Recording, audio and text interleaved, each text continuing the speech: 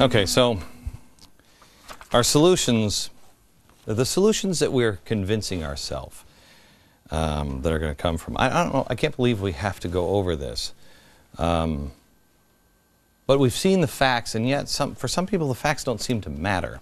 Monday we gave you the facts about the Arizona shooter, and we did it as the show of record. Tuesday we showed you how people in Washington are just using this tragedy for political gain. Tonight I want to show you the power of you. What do you do about it? Well, we have to look at the problems that we have, and let's see who has the right stance on each of the problems. I mean, these are just a few of them that we picked. I mean, one that we've had for decades is spending.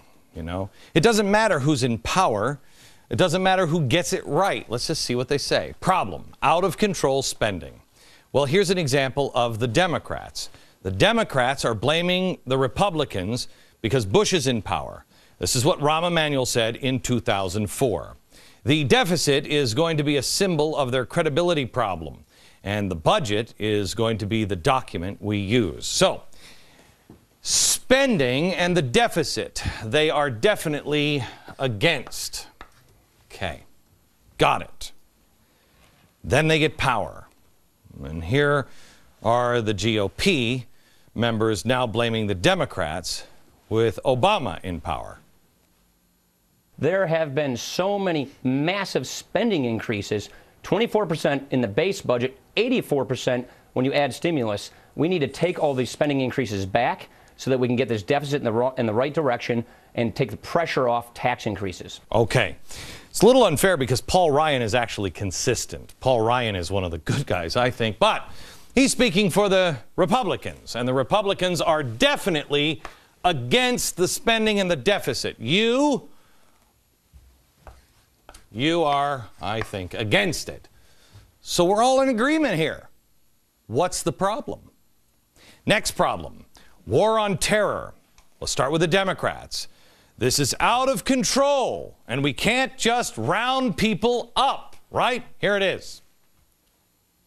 If there's an Arab American family being rounded up without benefit of an attorney or due process, that threatens my civil liberties. Let's not threaten civil liberties. Okay, good. Here's Senator Carl Levin sharing his thoughts about the Iraq war. President Bush was absolutely certain that he was on the right course. Well, took us to war without a plan, conducted war incompetently. Democratic finger pointing goes back even further. Here's what a congressman said about the President Reagan's arms deal. Quote, the president broke the law. He broke faith with our friends and our allies around the world, and he broke his word to the American people. When a Democrat, Bill Clinton, was in office, though, because remember, apparently the Republicans are just Republicans. When Bill Clinton was in office, Republicans questioned his decision to bomb Iraq the night before the House voted on his impeachment. Quote, after months of lies, the president has given millions of people around the world reason to doubt that he has sent Americans into battle for the right reasons. Okay, maybe not, but he went, right? Terror. They're against, you're against. Doesn't seem like it's working out this way, though, does it? Social Security. You know and I know Social Security will fail. We can't afford it. The problem is you got to go back to the beginning of the program. The Republicans told FDR this was a socialist program and it would fail. FDR told the Republicans it's irresponsible because by 1980 it will fail.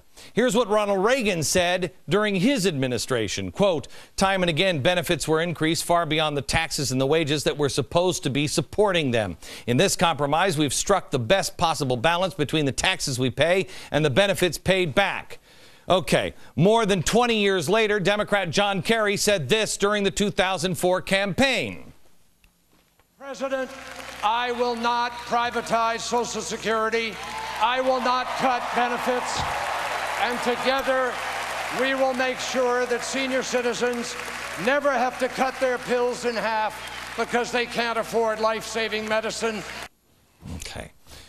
So, Social Security, I don't know what. I don't even know what. I know that Social Security spending, I know that Social Security being run into the ground, the Republicans are against, the Democrats are against, and you are against. Social Security, I don't know where anybody stands anymore. Oil and gas prices.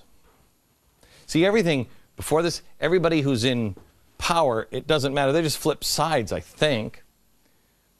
Oil and gas, problem creeping up on us. Again, high gas prices, dependency on foreign oil. How do you feel about high gas prices and getting our oil from other countries when we have it here? I think you're actually against gas prices being higher and for U.S. oil. That's just a wild guess. We have a problem with our oil and dependency, don't we? Well, it depends on who's in power. Let's start with Jimmy Carter, who said this about Republicans. Quote, they want to reduce or abolish the synthetic fuels program. They want to slash the solar energy incentives, the conservation programs, aid mass transit, aid the elderly, and help Americans pay their fuel bills. Then Reagan. Large amounts of oil and natural gas lay beneath our land and off our shores untouched because this president administration seems to believe the American people would rather see more regulation, more taxes, more controls than energy. More recently, Nancy Pelosi put the blame right square on the shoulders of President Bush, 2007. Years of Bush administration's policies that have favored big oil over the consumers have resulted in record dependence on foreign oil, leaving American families and businesses to pay even higher prices. Okay. So I know the Republicans are with you, and apparently listening to the rhetoric in Washington. I mean, unless he says gas prices will necessarily skyrocket, which he has, the Democrats are also with you. So we're in complete agreement. How is it? Nothing gets fixed. Because we're just listening to stupid sound bites. That's it. They got the focus groups and everything else, and it's the same reason why they can't sign a half-page thing here, because somebody might be against it. Somebody might be for it. Somebody might be giving them money to be against it or for it. They don't even know. All they're doing is playing the blame game. That's it. Nobody's solving any problems. Who solves the problems? You. What are we seeing again after this week in the shooting? We're seeing the blame game. We're seeing them solve problems. No, they're not. They're offering solutions to things that aren't a problem. You know, we had the fairness doctrine on talk radio. We had the fairness doctrine. And it was in the 1950s and 60s and 70s. And while we had the fairness doctrine, we lost JFK, MLK, RFK. We had Reagan shot. We had Ford shot at twice. The fairness doctrine didn't seem to reduce violence. Why, I wonder? That's not going to work. We still have a higher deficit, although everybody seems they're against it. We still have terror, even though everybody wants to fix that. Social Security, everybody wants to fix. And oil and gas prices seem to go up. It's almost like they don't want to fix the problem. Washington is the problem. That's why you can't rely on them anymore. The solution is figure out who you are, figure out your power, and then create the solution. That's always been the American solution. Look to the individuals, look to the neighbors, look to the people on the street, next door, across the street, and have them solve it. More next.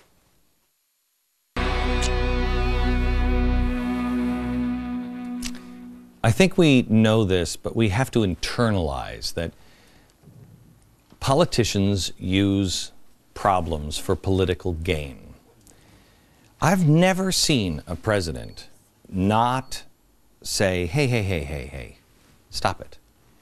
Why the president didn't say something on Saturday, why he didn't stand up and say, we have got to stop using this tragedy as a political football. Why he didn't say, hey, let's not rush to conclusions here.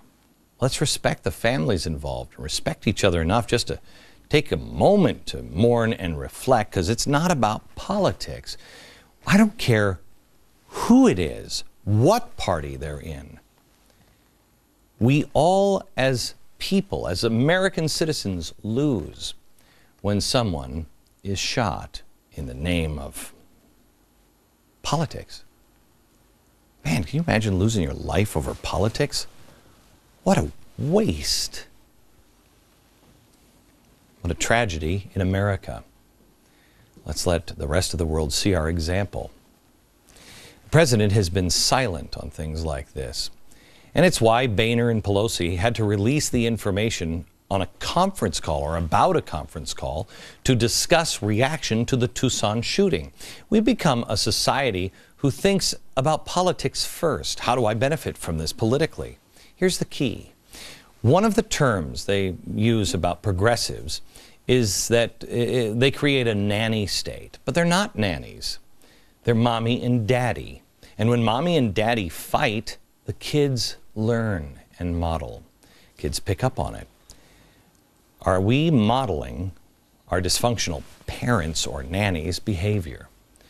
Someone commented the other day on a website saying the problem with this show is I don't appeal to anybody. Really? Quote, who is Glenn Beck's audience? The real liberty movement hates him. He seems way too bizarre to be part of the neocon gang. I don't get it. Well, here's my answer. Americans.